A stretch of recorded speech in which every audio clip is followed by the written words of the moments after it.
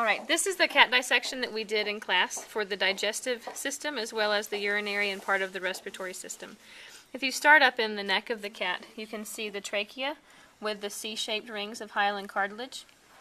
Here it's opened up and you can see that this hollow tube holds its shape because of the cartilage. Up at the top of the trachea you have the thyroid cartilage, which is the outer portion of the larynx. Just behind the trachea is the softer muscular tube of the esophagus. So these two run together down the length of the neck and down into the chest cavity. The trachea is going to terminate in the two primary bronchi. Here's one and here's the other that go into the right and the left lobes. The secondary bronchi then branch into each lobe of the lung. Okay. The esophagus continues past the end of the trachea down through the diaphragm where it joins up with the stomach here at the cardiac sphincter. This is the entrance into the stomach.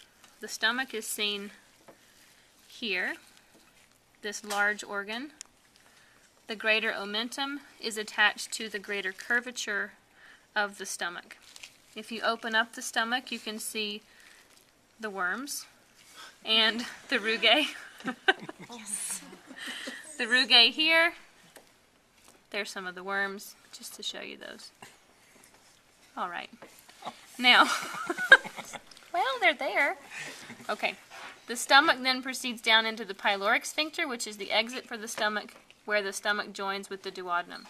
So if you see the pin at this initial straight portion of the small intestine, that's going to be the duodenum. All of the rest of this curly tube is the jejunum.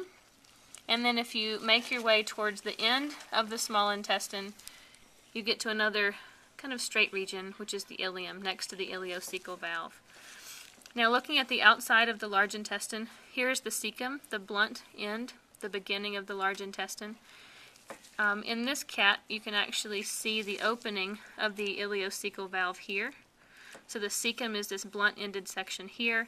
The food comes in through that valve and moves up in a very short ascending colon, transverse colon, and down to a descending colon, and then down into the rectum.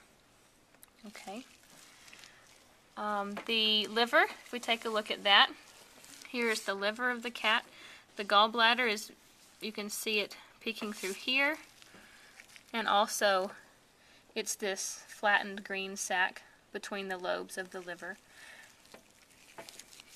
On the models, we already looked at the cystic duct and the common hepatic duct, which join to form the bile duct, which dumps the bile into the duodenum. You also need to find the pancreas. So if you go underneath the greater omentum, you see the pancreas here, which is this grainy structure that runs underneath the stomach and also dumps into the duodenum through the pancreatic duct. The last thing to see would just be the kidneys. Here's one kidney here, and then we have another on this side. If you open up the kidney, you can see the lighter colored renal cortex, the darker renal medulla that's made up of the medullary pyramids.